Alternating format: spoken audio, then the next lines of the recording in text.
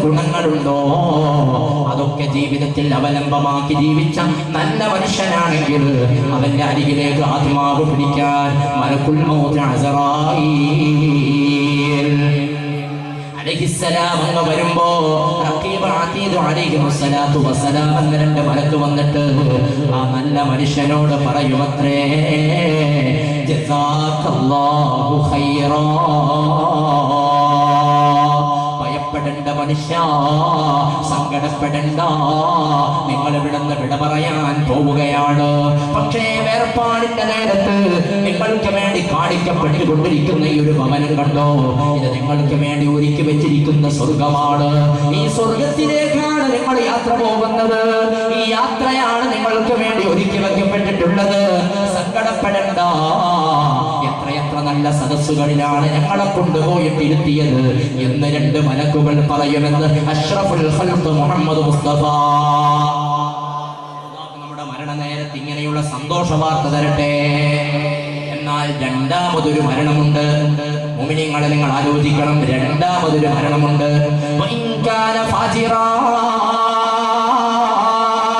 അതാരുടെ മരണമാണെന്നറിയോ മരിക്കാൻ കിടക്കുന്ന മനുഷ്യരുണ്ടല്ലോ മരണമാസന്നമായ മനുഷ്യൻ തമ്മാടിയാണെങ്കിൽ നിസ്കാരമില്ല കർമ്മമില്ല ധർമ്മമില്ല അന്യരുടെ കുറ്റങ്ങളും കുറവുകളും ഫിത്നയും ഫസാദും പറഞ്ഞിട്ട് സമയങ്ങൾ ഇങ്ങനെ നശിപ്പിച്ചു കളയുന്നവരാ ജീവിതത്തിൽ നന്മ ചെയ്യാൻ മുന്നിട്ടിറങ്ങിയിട്ടില്ല തെമ്മാടിയായി നടന്ന മനുഷ്യനാണ് അവന്റെ മരണനേരത്തുള്ള അവസ്ഥ എന്താണെന്നറിയോ രണ്ട് മലക്കുകൾ വന്നിട്ട് അവനോട് പറയുമത്രേ ജസാക്കല്ലാഹു ഖൈറാ മനുഷ്യ നിനക്ക് സ്വർഗമില്ലടാ ഇതാ നീ കത്തിയാളുന്ന നരകം കാണുന്നുണ്ടോ ഇതാണ് നിനക്ക് വേണ്ടി ഒരുക്കി വെക്കപ്പെട്ടിട്ടുള്ളത് എന്ന് അവനോട് വന്നിട്ട് ആ രണ്ട് മലക്കുകൾ പറയുന്നതാണ് മാത്രമല്ല ആ മലക്കുകൾ വീണ്ടും അവനോട് പറയുന്നു എത്ര വൃത്തികെട്ട സ്ഥലങ്ങളിലാണ് നീ ഞങ്ങളെ കൊണ്ടുപോയിട്ടിരുത്തിയത് പുതിയ പുതിയ ഫിലിമുകൾ ഇറങ്ങുമ്പോ വലിയ സ്ക്രീനിൽ അത് കാരണമെന്ന് പറഞ്ഞിട്ട് തിയേറ്ററിന്റെ മുൻഭാഗത്ത് മനുഷ്യ കൂട്ടുകാരുടെ കൂടെ നീ എന്നെ കൂട്ടി ഞങ്ങളെ കൂട്ടിയിരുത്തിയില്ലടാ സിനിമാറ്റിക് ഡാൻസ് നടക്കുമ്പോ അല്ലെങ്കിൽ ന്യൂ ഇയറിന്റെ ആവേശം എന്ന പേരില് ഏതെങ്കിലും പട്ടണങ്ങളിലോ ഗ്രാമങ്ങളിലോ വൃത്തികെട്ട പലതും നടക്കുമ്പോ അതിൽ നീ ഞങ്ങളെ കൊണ്ടുപോയി ഇരുത്തിയില്ലടാ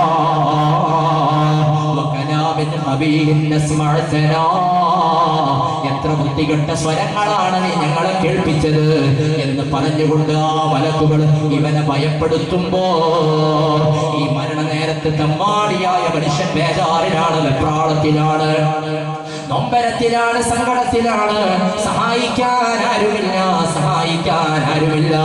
ആ സമയത്ത് ആ മനുഷ്യന്റെ അവസ്ഥ എന്താണെന്നറിയോ അല്ലാഹുവിന്റെ ഖുർആൻ വിശദീകരിക്കുന്നു വഖീല മൻ റാഖ് വദന്ന അന്നഹുൽ ഫിറാഖ് വൽതഫത്തിസ് സാഖു ബിസ്സാഖ്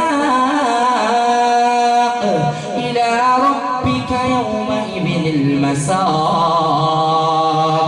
അവൻ ആ നേരത്തെ പിരിയുമെന്ന് ഉറപ്പിച്ച് കിടക്കുന്ന ഘട്ടമാണ് ഇനിയൊരു അഭയ കേന്ദ്രം അവനില്ല അവന്റെ ആത്മാവ് പിടിക്കപ്പെട്ടുകൊണ്ടിരിക്കുകയാ എന്നെ ആരാണ് രക്ഷപ്പെടുത്താനുള്ളത് എനിക്കാരാണ് മന്ത്രിച്ചു തരാനുള്ളത് മരണനേരത്ത് വെപ്രാളത്തോടെ അവനിങ്ങനെ പിടക്കുകയാണ് അല്ലാഹുവിന്റെ ഖുർആൻ പറയുന്നു അവനാരിലേക്കാ മടങ്ങുന്നതെന്നറിയോ ഇലാ റബ്ബിക യൗമഇദിൽ മസാഖ് പടച്ചറപ്പിന്റെ കോടതിയിലേക്കാണ് അവൻ യാത്ര പോകുന്നത് എന്നാൽ ആ നിമിഷത്തിൽ അവൻ സങ്കടപ്പെടുന്നത് എന്തിനാണെന്നറിയോ അവന്റെ ജീവിതത്തിൽ അവൻ ചെയ്തു വെച്ചത് വലാ സ്വദ്ദഖ വലാ സ്വല്ലാ സമൃദ്ധി അവനുണ്ടായിരുന്നു കോടിക്കണക്കിന് ആസ്തി ഉണ്ടായിരുന്നു ലക്ഷക്കണക്കിന് രൂപ അവന്റെ അക്കൗണ്ടിലുണ്ടായിരുന്നു പക്ഷേ അവൻ സമ്പത്ത് കൊണ്ട് ധർമ്മം ചെയ്യാൻ ഒരുങ്ങിയില്ല പള്ളി മിനാരങ്ങളുടെ മുകളിൽ നിന്ന് ഹയ്യ അലസ്സലാ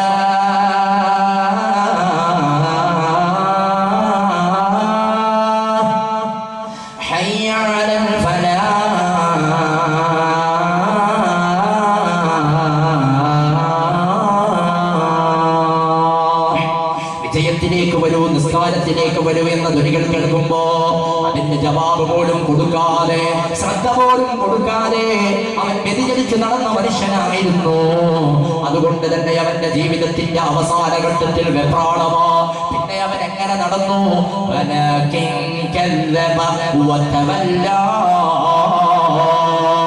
കളവാക്കി നടക്കുകയാണ് ചെയ്തത്.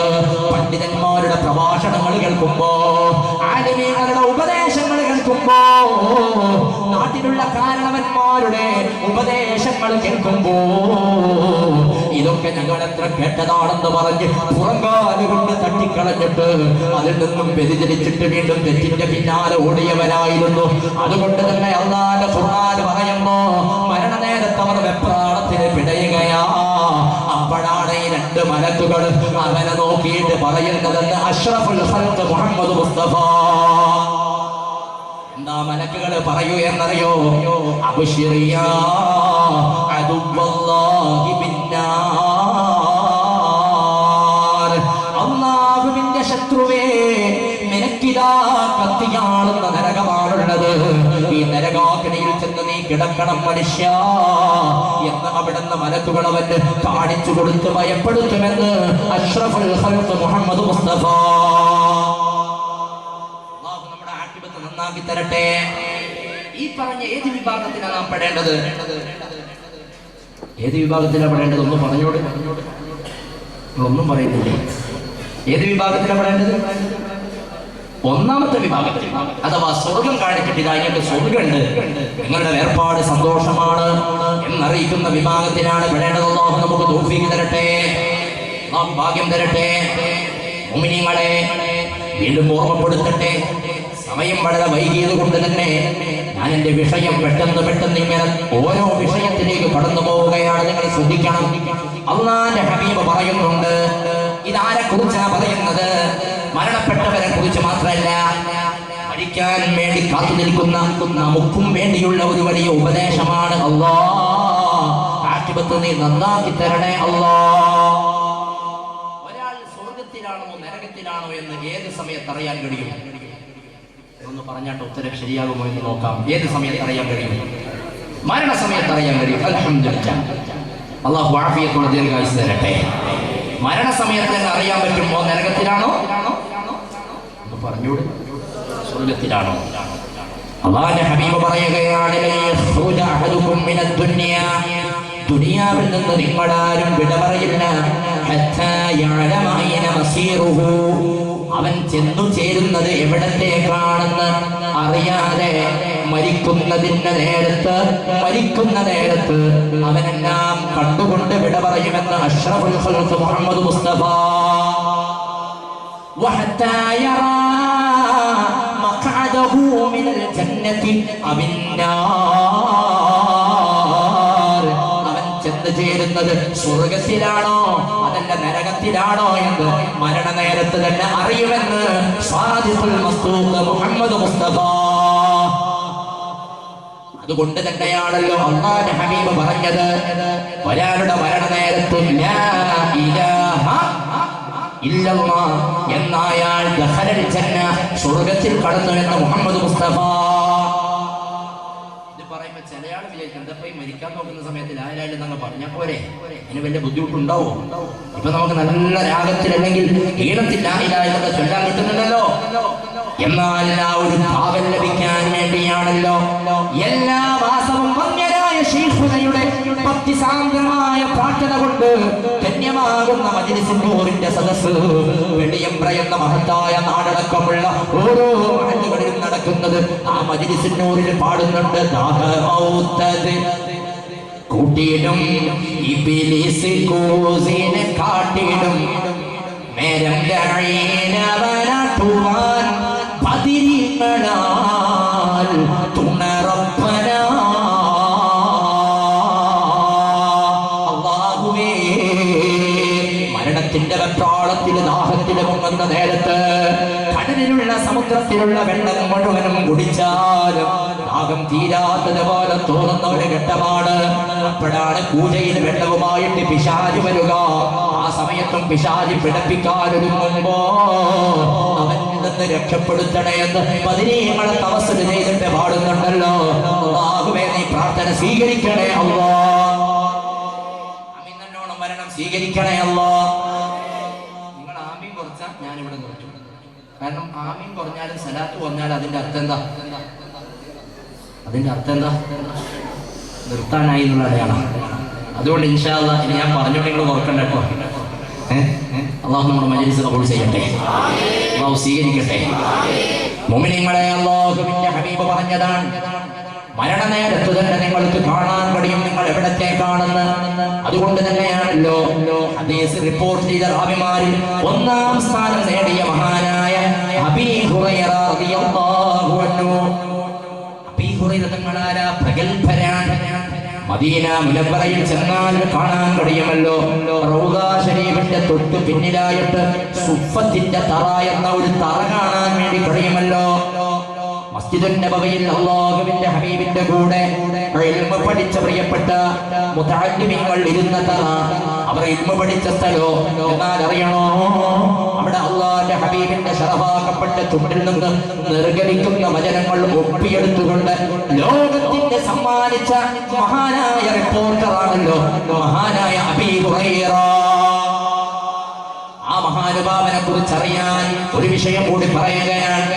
മസ്ജിദുൻ നബവിയിൽ ഇൽമ കേട്ടുകൊണ്ടിരിക്കുമ്പോ മഹാനായ അബീ ഹുറൈറ തങ്ങള് ഒരു ദിവസം അവിടെ നിന്ന് മസ്ജിദുൻ നബവിയുടെ ഉൾഭാഗത്ത് പള്ളിയിൽ വെച്ചുകൊണ്ട് ഇങ്ങനെ അങ്ങോട്ടും ഇങ്ങോട്ടും കിടന്നു ഉരുളുകയാണ്. ഒരു ദിവസം കിടന്നുരുളുന്ന നേരത്ത് തൊട്ടടുത്ത രാജ്യങ്ങളിൽ നിന്ന് ആളുകൾ മസ്ജിദുൻ നബവി സന്ദർശിക്കാൻ വരുമ്പോ ഒരാള് പള്ളിയുടെ അകത്ത് നിന്ന് അങ്ങോട്ടും ഇങ്ങോട്ടും കിടന്നുരുളുന്ന രംഗം കണ്ടപ്പോ ആ വന്ന ആള് കിടന്നുരുളുന്ന പ്രിയപ്പെട്ട അബീ ഹുറൈറ തങ്ങളെ നോക്കിയിട്ട് പറഞ്ഞു പോയി,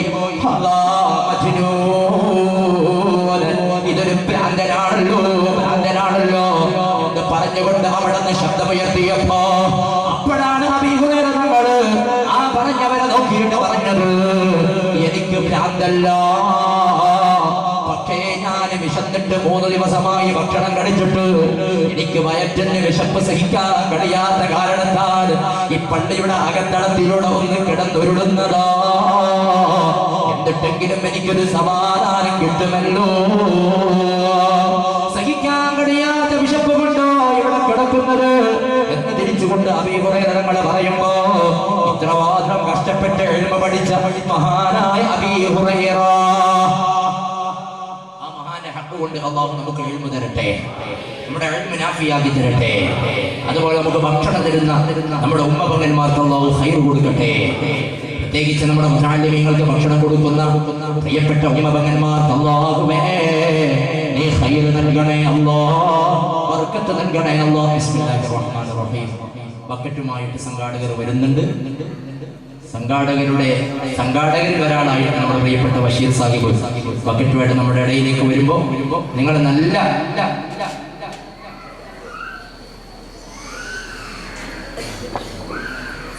അകമടിഞ്ഞ സഹായം നിങ്ങൾ ചെയ്യണം. അള്ളാഹു ബർക്കത്ത് ചെയ്യട്ടെ, അള്ളാഹു ഖൈറിലാക്കി തരട്ടെ.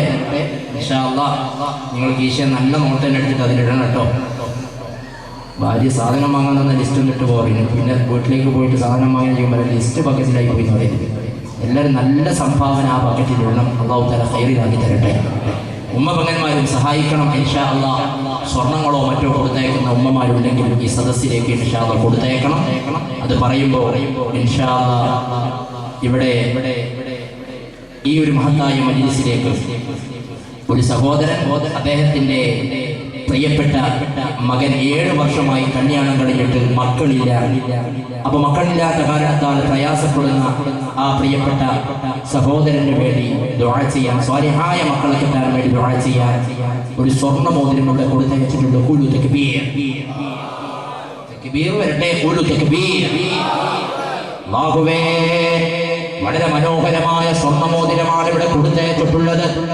തന്റെ പ്രിയപ്പെട്ട സഖി അണിഞ്ഞ അഥവാ ആ സഹോദരന്റെ ഭാര്യ അണിഞ്ഞ് കൊതിനും മുമ്പേ വിരലിൽ നിന്ന് ഓടിയെടുത്തിട്ട്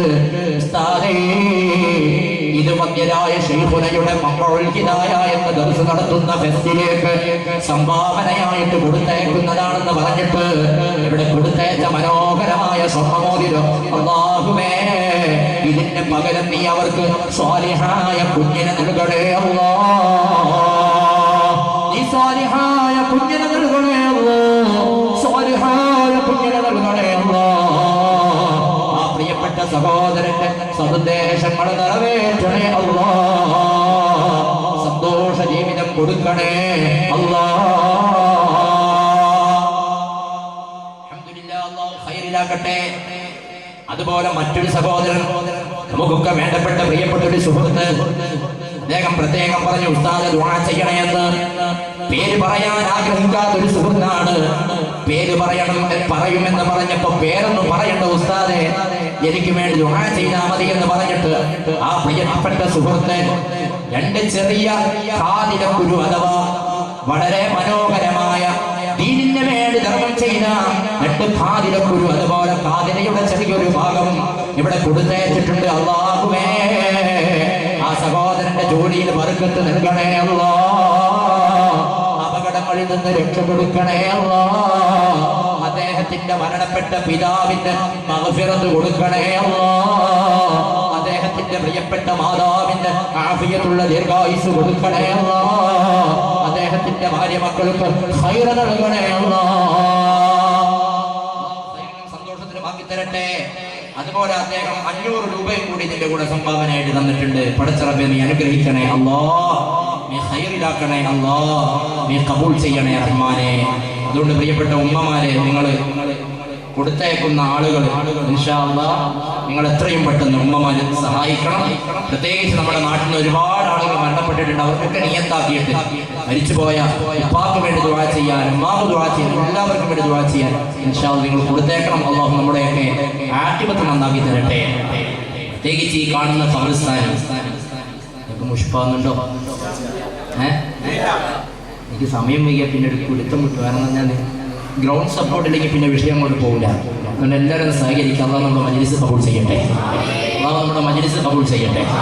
അതുകൊണ്ട് പ്രിയപ്പെട്ടവരെ ശ്രദ്ധിക്കുക, നമ്മുടെ ഈ കാണുന്ന ഖബർസ്ഥാനിലുള്ളവർ ഇപ്പോൾ വലിയ സന്തോഷത്തിലാണ്. എനിക്ക് തോന്നുന്നു ആ ഖബറിലുള്ളവരുടെ പ്രാർത്ഥനയായിരിക്കാം വന്യരായ ശൈഖുനയുടെ ഒരു വലിയ വരവ് നമ്മുടെ നാട്ടിന്. 19-ാം മൈലിൽ നിന്ന് കൊട്ടാരത്തിലേക്ക് രാജപദവിയിലാണ് നമ്മുടെ പ്രിയപ്പെട്ട വെളിയമ്പറയുടെ കാവൽ ഭടന്മാരായ യുവാക്കൾ, അതുപോലെ നമ്മുടെ പ്രിയപ്പെട്ട കമ്മിറ്റി ഭാരവാഹികൾ ശൈഖുനയെയും മക്കളെയും സ്വീകരിച്ചത്. ഇപ്പോഴും ഞാൻ ഓർത്തുപോവുകയാണ്. ത്വലഅൽ ബദ്റു ചൊല്ലിയിട്ട് ആ ഒരു വരവ് കാണാനും ആ ഒരു വരവിൽ പങ്കുചേരാനും നാലാംകേരിയിലുള്ള വന്യരായ ശൈഖുനാനെ സ്നേഹിക്കുന്ന എത്രയോ യുവാക്കൾ ഉണ്ടായിരുന്നു, എത്രയോ സുഹൃത്തുക്കൾ രക്ഷിതാക്കൾ ഉണ്ടായിരുന്നു. ഇന്നും വന്യരായ ശൈഖുന ഇവിടെ വന്നത് മുതൽ ഇന്നേ വരെ ശൈഖുനയുടെ കൂട്ടുപ്രാർത്ഥനയായാലും ഏത് സദസ്സായാലും ഇവിടെ നടക്കുമ്പോൾ അതിലൊരംഗമാവാൻ നാലാംകേരിയിൽ നിന്ന് കഷ്ടപ്പെട്ട് ഓടി വരുന്ന പ്രിയപ്പെട്ട യുവാക്കളുണ്ട്, ഉമ്മമാരുണ്ട്, ഉപ്പമാരുണ്ട്. അല്ലാഹുവേ, നീ അവർക്കും നീ ആഫിയത്തുള്ള ദീർഘായുസ് കൊടുക്കണേ അല്ലാ. പ്രയാസങ്ങൾ അകറ്റി കൊടുക്കണേ അല്ലാ. എന്നാൽ പ്രിയപ്പെട്ടവരെ, ഈ ഖബർസ്ഥാനിയിൽ കിടക്കുന്ന ഒരുപാട് ആളുകൾ ഒന്നോർത്തു നോക്കുക. അവരിന്ന് നമ്മുടെ കൂടെ ഉണ്ടാകുമായിരുന്നെങ്കിൽ ഈ കാണുന്ന സ്റ്റേജിലുള്ള കസേരയിൽ നമ്മുടെ കൂടെ ഇവിടെ നേതൃത്വം നൽകാനുണ്ടാകുമായിരുന്നു. എന്നാൽ ഇന്ന് അവരൊക്കെ ആരുടെ മണ്ണിലാണ്? അവർക്ക് വേണ്ടി എല്ലാ ദിവസവും ദർസിൽ വെച്ചുകൊണ്ട് ചെല്ലുന്ന ബൈത്തിൽ ദുആ ചെയ്യുന്നുണ്ട്. നിങ്ങൾക്ക് അറിയുമോ? നമ്മുടെ 60-ൽ പരം വരുന്ന ദർസ് മക്കൾ ദുആ ചെയ്യുന്ന ദുആ എന്റെ വെളിയമ്പ്ര മഹൽ നിവാസികളെ ഞാൻ ഓർമ്മപ്പെടുത്തുകയാണ്. വഗ്ഫിർ ലിമൻ ദുഫിനൂ ഫീ ഹൗലി മസ്ജിദിനാ. അല്ലാഹുവേ, ഞങ്ങൾ ഈ പഠിക്കുന്ന ദർസ് നടക്കുന്ന ഈ പള്ളിയുടെ ചുറ്റുഭാഗത്തായിട്ട് കിടക്കുന്ന ഖബറാളികൾക്ക് പുറത്തു കൊടുക്കണേ അല്ലാ എന്ന് മുറിയാതെ എല്ലാ മക്കളും ദർസിൽ വെച്ചുകൊണ്ട് ദുആ ചെയ്യുന്നു. ഇന്ന് ദർസ് ഫസ്റ്റ് ആണല്ലോ. ഇന്നും ആ ദുആ കഴിഞ്ഞിട്ട് ആ മക്കള് സദസ്സിൽ വന്നിട്ടുള്ളത്. ഇന്നും മഗ്‌രിബിന് ശേഷം ആ ദുആ കഴിഞ്ഞിട്ടാണ് മക്കളിവിടെ വന്നിരിക്കുന്നത്. നമ്മുടെ ഈ നാട്ടിൽ നിന്ന് വിട പറഞ്ഞ ഒരുപാട് ആളുകളുണ്ട്. എല്ലാവരുടെ പേരും പറയുമ്പോ ഇന്ന് പിന്നെ പ്രസംഗിക്കാൻ നേരണ്ടാവൂല, അവരെ പേര് പറഞ്ഞ് അവർക്ക് ദുആ ചെയ്യാനേ നേരണ്ടാവും. അതുകൊണ്ട് ഞാൻ എല്ലാവരുടെ പേരും പറഞ്ഞു എന്ന് നിങ്ങൾ ഓർക്കണം. എന്നാലും പ്രധാനപ്പെട്ട ചില വിട പറഞ്ഞു പോയ ആളുകളെ ഞാൻ ഈ മരണമെന്ന വിഷയം ചർച്ച ചെയ്യുമ്പോൾ ഓർത്തു പോവുകയാണ്. നമ്മുടെ ഈ നാട്ടിൽ നിന്നും വിട പറഞ്ഞു പോയ ഇളം കുറ്റിക്കണ്ടി മുഹമ്മദ് ഹാജി സാഹിബ്, അല്ലാഹുവേ നീ ഖബർ വെളിച്ചമാക്കി കൊടുക്കണേ അല്ലാഹ്. ആമീൻ വരട്ടെ. അതുപോലെ വയലിൽ മൂസ ഹാജി സാഹിബ്, അല്ലാഹുവേ അവരൊക്കെ ഖബറിലാണ്, നീ സ്വർഗ്ഗം കൊടുക്കണേ അല്ലാഹ്. അതുപോലെ വയലിൽ ഖാദിർ ഹാജി സാഹിബ്, അല്ലാഹുവേ നീ ഖബർ വെളിച്ചമാക്കി കൊടുക്കണേ അല്ലാഹ്. അതുപോലെ കുനിയിൽ മുഹമ്മദ് ഹാജി, അല്ലാഹുവേ നീ ഖബർ വെളിച്ചമാക്കി കൊടുക്കണേ അല്ലാഹ്. അതുപോലെ ഇളംകുറ്റിക്കണ്ടി കുഞ്ഞബ്ദുള്ള ഹാജി, അല്ലാഹുവേ അവരുടെ ഖബറും വെളിച്ചമാക്കണേ അല്ലാഹ്. അതുപോലെ മാക്കുന്നത്ത് മുഹമ്മദ് ഹാജി, അല്ലാഹുവേ അവരുടെ ഖബർ നീ സ്വർഗ്ഗഭവനമാക്കണേ അല്ലാഹ്. അതുപോലെ കുനിയിൽ ഇബ്രാഹിം കുട്ടി ഹാജി, അല്ലാഹുവേ ഖബർ വെളിച്ചമാക്കണേ അല്ലാഹ്. അതുപോലെ മാക്കുന്നത്ത് ഖാലിദ് ഹാജി, അല്ലാഹുവേ ഖബറിലാണ് സ്വർഗ്ഗഭവനം കൊടുക്കണേ അല്ലാഹ്. അതുപോലെ മാക്കുന്നത്ത് മൂസ ഹാജി, അല്ലാഹുവേ ഖബർ വെളിച്ചമാക്കി കൊടുക്കണേ അല്ലാഹ്. അതുപോലെ അടുത്തിടെ വിട പറഞ്ഞു പോയ ഇളംകുറ്റിക്കണ്ടി യൂസുഫ് ഹാജി, അല്ലാഹുവേ ഖബർ വെളിച്ചമാക്കി കൊടുക്കണേ അല്ലാഹ്. അതുപോലെ പാലേരി അബ്ദുള്ള സാഹിബ്, അല്ലാഹുവേ നീ ഖബർ വെളിച്ചമാക്കി കൊടുക്കണേ അല്ലാഹ്. അതുപോലെ ഇളംകുറ്റിക്കണ്ടി മമ്മൂട്ടി ഹാജി, അല്ലാഹുവേ നീ ഖബർ വെളിച്ചമാക്കണേ അല്ലാഹ്. ഇനിയും ഒരുപാട് ആളുകളുടെ പേര് നിങ്ങളെ വായിൽ ഇങ്ങനെ വന്നുകൊണ്ടേയിരിക്കും.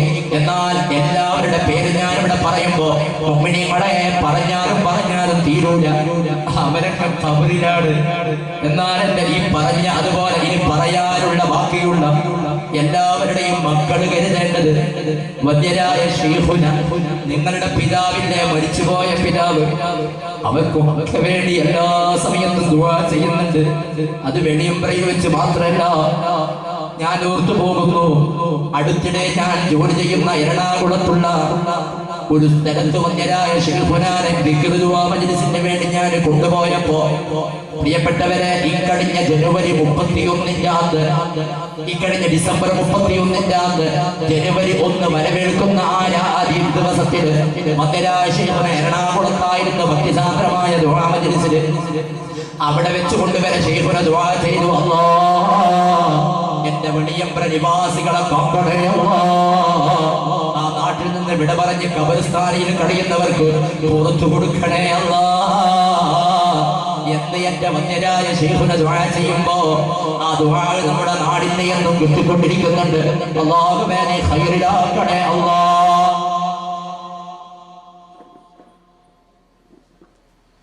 അതുപോലെ ഞാൻ ഓർത്തു പോകുന്നു, ഞാൻ പറയാൻ ബാക്കി വെച്ച ഒരു സുഹൃത്തുണ്ട്.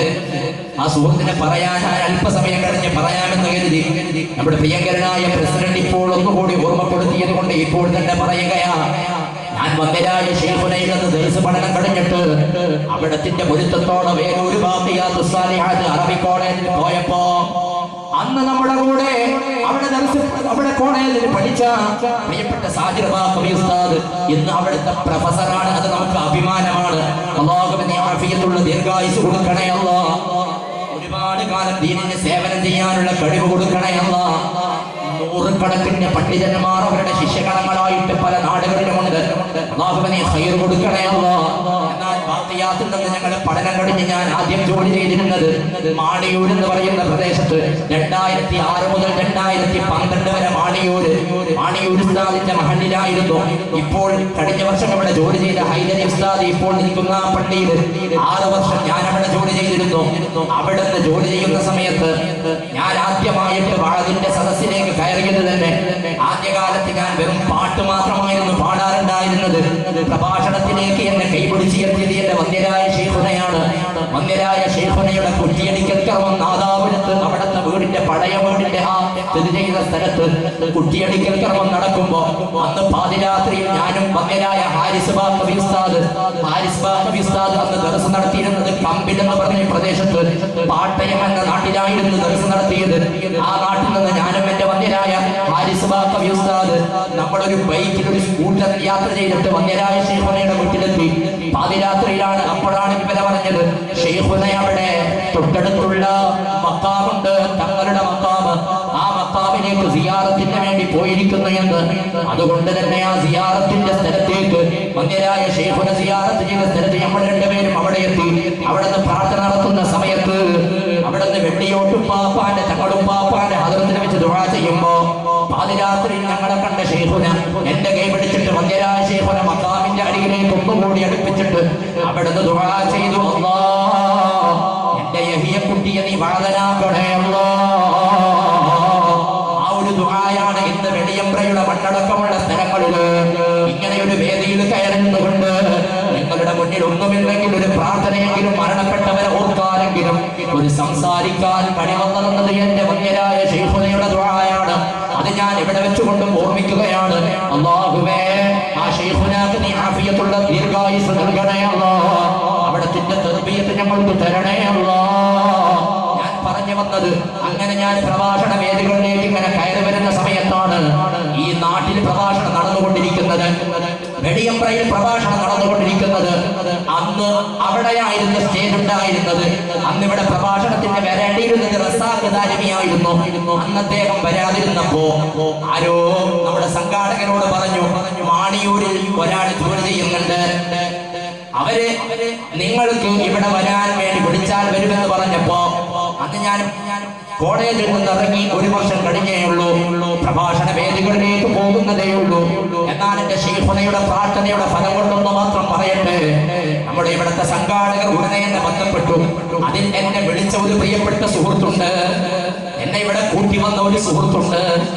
ആ സുഹൃത്ത് എന്റെ കൂടെ ഇവിടെ വന്ന്, അഥവാ ഇവിടെ ഞാൻ എത്തിയപ്പോ എന്നെ കൂട്ടി വന്ന് വേണ്ടുന്നതൊക്കെ ചെയ്തു തന്ന ആ പ്രിയപ്പെട്ട കൂട്ടുകാരൻ ഇന്ന് ഈ സദസ്സിലില്ല. ആ സുഹൃത്തിനെ ഞാൻ ഓർത്തു പോകുന്നു.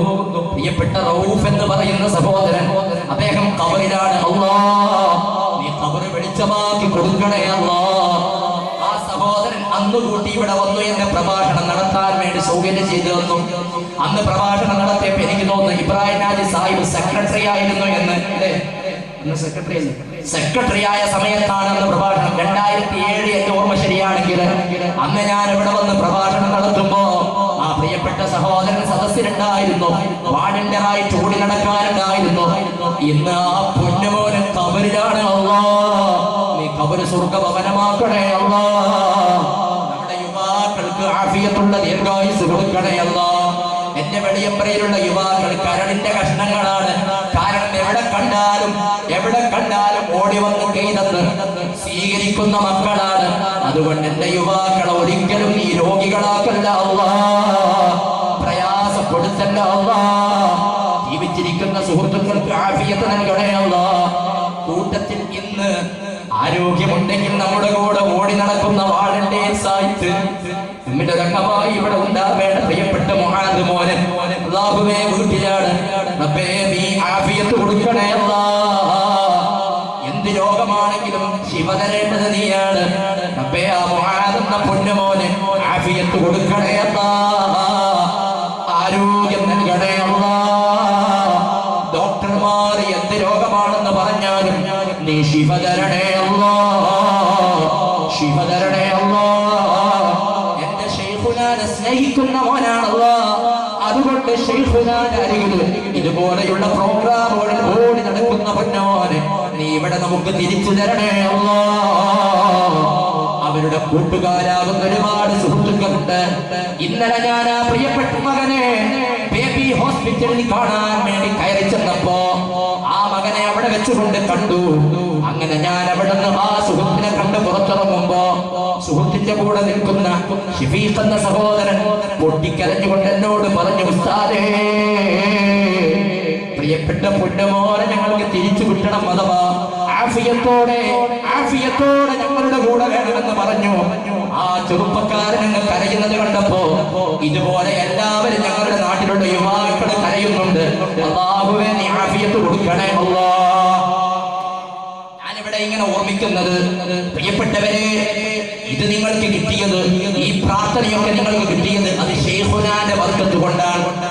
ശൈഖുന വെടിയമ്പ്രയിൽ വന്നതുകൊണ്ട് ഒരുപാട് പ്രാർത്ഥന ഞങ്ങൾക്ക് ഇങ്ങനെ കിട്ടിക്കൊണ്ടിരിക്കുകയാണ്.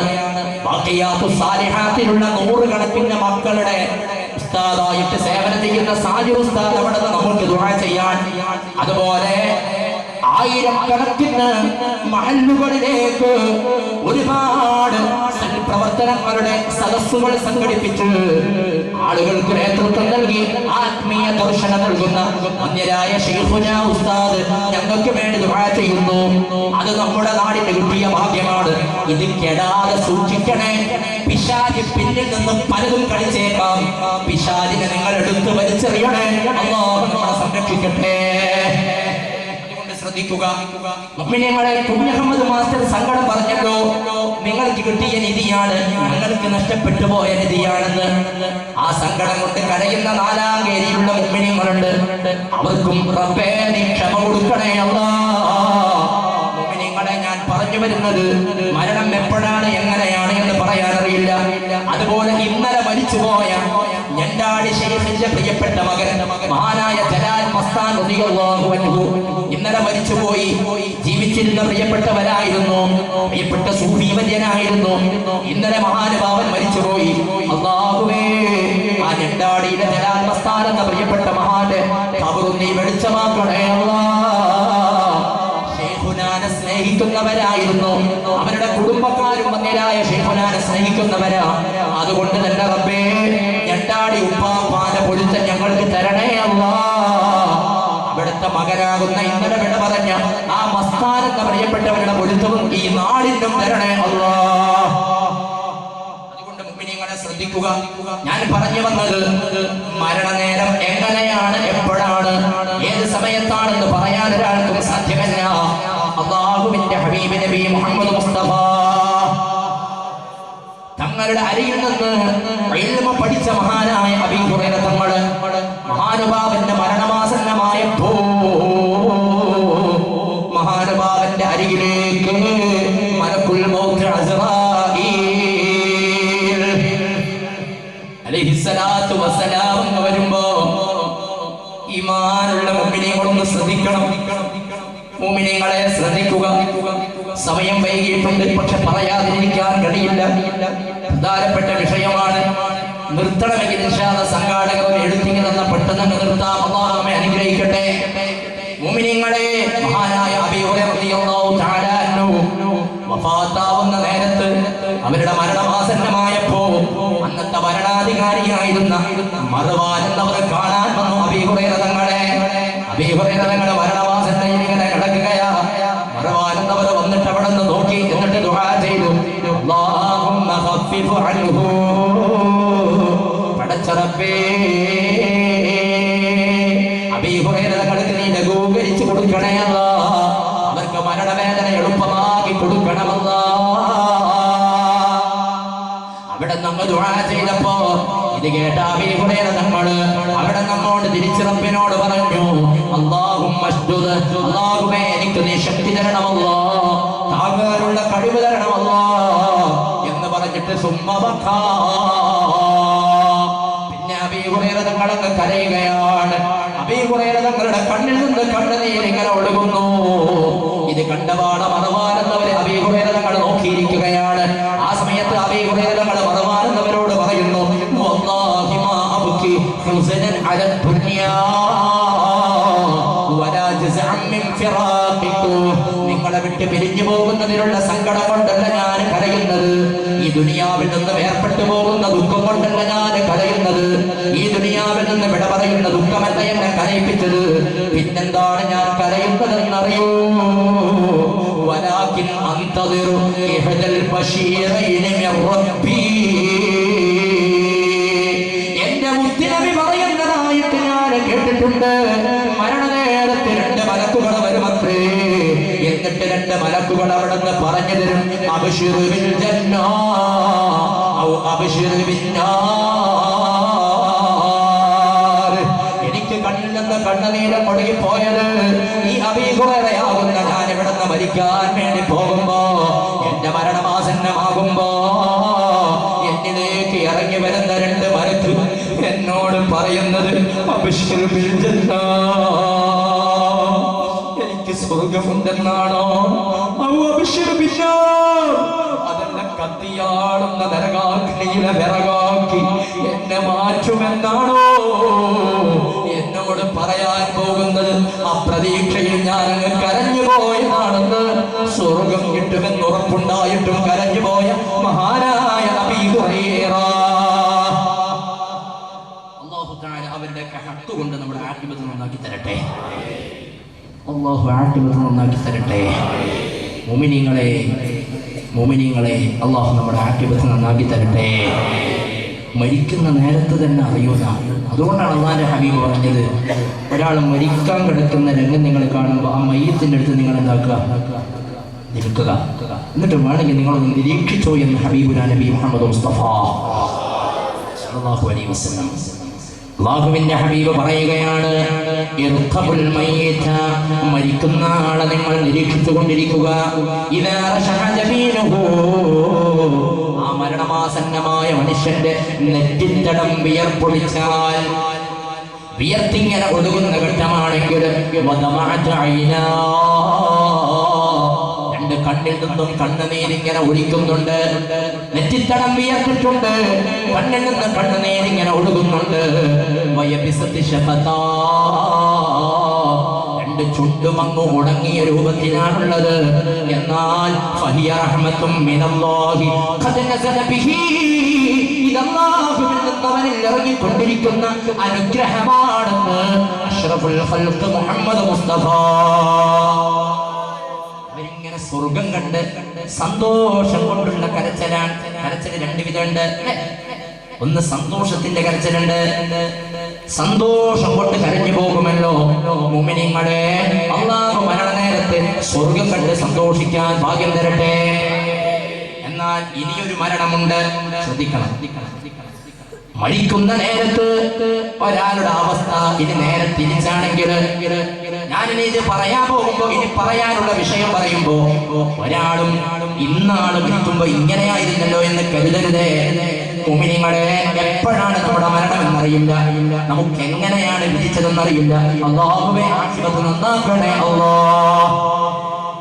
അല്ലാഹുവിന്റെ ഹബീബ് പറയുന്നു, വൈലാ ഖത്തൽ മഖ്നൂം, ഔത്തിട്ട ഒട്ടകം ശബ്ദമുണ്ടാക്കുന്നത് പോലെ മരണനേരത്ത് ഒരാൾ ശബ്ദമുണ്ടാക്കുന്നത് കാണാൻ കഴിഞ്ഞാൽ നിറത്തിന്റെ വ്യത്യാസം വരികയാണ്. വായയിൽ നിന്ന് നുരയും പലയും പുറത്തു വരികയാ. ഈ ഒരവസ്ഥയിലാണ് മരണനേരത്ത് ഒരാൾക്ക് സംഭവിച്ചതെങ്കിൽ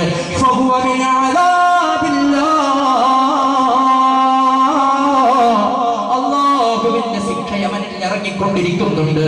അതാണ് കണ്ടുകൊണ്ടിരിക്കുന്നതെന്ന് അഷ്റഫുൽ ഖൽഖ് മുഹമ്മദ് മുസ്തഫ.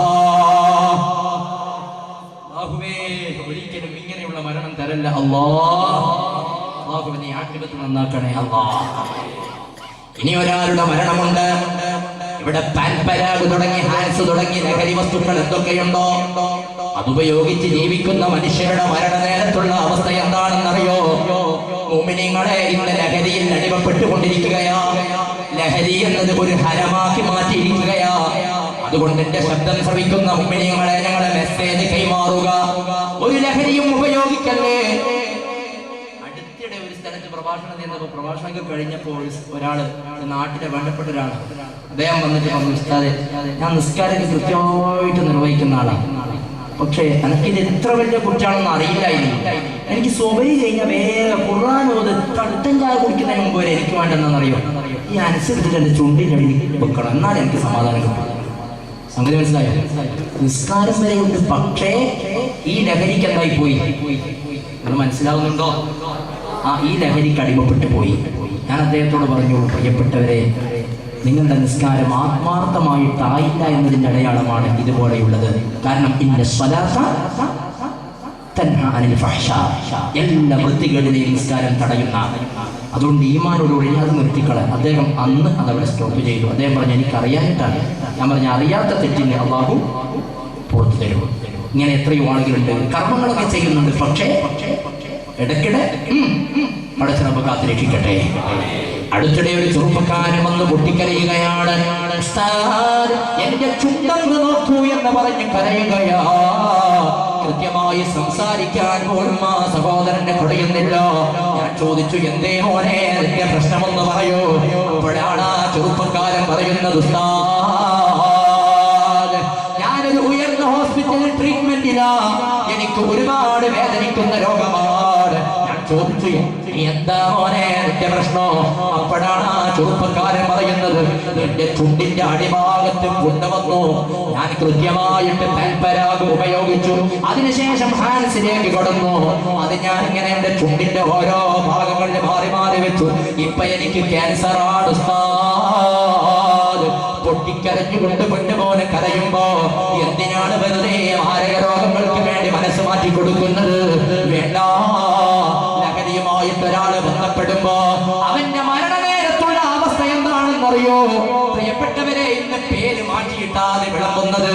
അല്ലാഹുവിന്റെ ഹബീബ് പറഞ്ഞിട്ടുണ്ട്, ഖിയാമത്ത് നാൾ വരുമ്പോ അതിനോട് അനുബന്ധമായിട്ട് എന്റെ സമുദായത്തിലുള്ളവര് അന്ന് ഹറാമാക്കിയതിനെ ഹലാലായ രൂപത്തിൽ ഉപയോഗിക്കുന്ന ഒരു വിഭാഗം വരുമെന്ന് മുഹമ്മദ് മുസ്തഫ. സഹാബാക്കൾ ചോദിച്ചു, നബിയേ, അന്ന് ഖുർആനിന്റെ വചനം അവരുടെ കയ്യിലുണ്ടാവില്ലേ? ചരിത്രങ്ങൾ അവർക്കറിയുമാകുന്ന നബിയേ, ഹദീസ് അവർ പഠിക്കുന്ന നബിയേ. അപ്പോഴാണ് അല്ലാഹുവിന്റെ ഹബീബ് പറയുന്നത്, അവർക്കതെല്ലാം അറിയും, അവർ കേൾക്കുന്നുണ്ട്. പക്ഷേ എത്ര വയത് കേട്ടാലും അവരത് ചെയ്യുന്നു. എങ്ങാണ് അവർ ചെയ്യാനുള്ള കാരണമെന്നറിയോ? അവർ ആ മദ്യം പോലെയുള്ള ലഹരി വസ്തുക്കൾ ഉപയോഗിക്കുന്നത് അവർ പേര് മാറ്റി അത് ഉപയോഗിക്കുമെന്ന് മുഹമ്മദ് മുസ്തഫ. ഹലാലായതാണെന്ന് പറഞ്ഞിട്ട് അവർ വിളമ്പും. പടച്ചറപ്പ് കാത്ത് രക്ഷിക്കട്ടെ. അതാണ് ഇന്ന് അധിക കല്യാണങ്ങളിലും മറ്റുമായിട്ട് പലയിടങ്ങളിൽ നടക്കുന്ന എത്രയോ വൃത്തികെട്ടത്. അല്ലാഹു കാത്ത് രക്ഷിക്കട്ടെ. മുഅ്മിനീങ്ങളെ, ഈ സമയത്ത് ഞാൻ ഇത് ഓർമ്മപ്പെടുത്തി എന്തിനാണെന്നറിയോ? ഇത്തരം ആളുകളുടെ മരണനേരത്തുള്ള അവസ്ഥ അല്ലാഹുവിന്റെ ഹബീബ് പറയുന്നുണ്ട്. ആത്മാവ് പിടിക്കാൻ വേണ്ടി മലക്കുൽ മൗത്ത് അവരുടെ അരികിലേക്ക് വരുമ്പോ സിഹ ഫീ വജ്ഹിഹി മിൻ ഹമീമി ജഹന്നം, ജഹന്നം എന്ന കത്തിയാടുന്ന നരകാഗ്നിയിലുള്ള ചീഞ്ചലം അവന്റെ മുഖത്ത് ആ നേരത്ത് തന്നെ ഒഴിക്കുമെന്ന് ഹബീബ് നബി മുഹമ്മദ് മുസ്തഫ. നേരത്ത് തന്നെ അവൻ നരകത്തിന്റെ ചീഞ്ചലം അവന്റെ മുഖത്തൊഴിക്കുന്നതാണ്. പ്രിയപ്പെട്ടവരെ, ഇനി നല്ല മനുഷ്യനാണെങ്കിലോ, ഇവിടെ അല്ലാഹുവിനെ കടുത്ത് ജീവിച്ചവനാണെങ്കിലും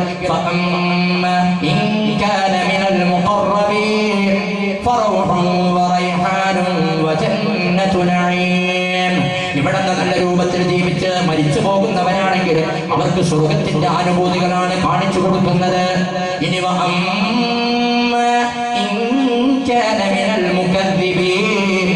ഇവിടുന്ന് കളവ് പറഞ്ഞ് വഞ്ചിതരായിട്ട് തിന്മകളിലൂടെ നന്മകളില്ലാതെ ജീവിതം ഹനിച്ച് കളഞ്ഞവരാണെങ്കിൽ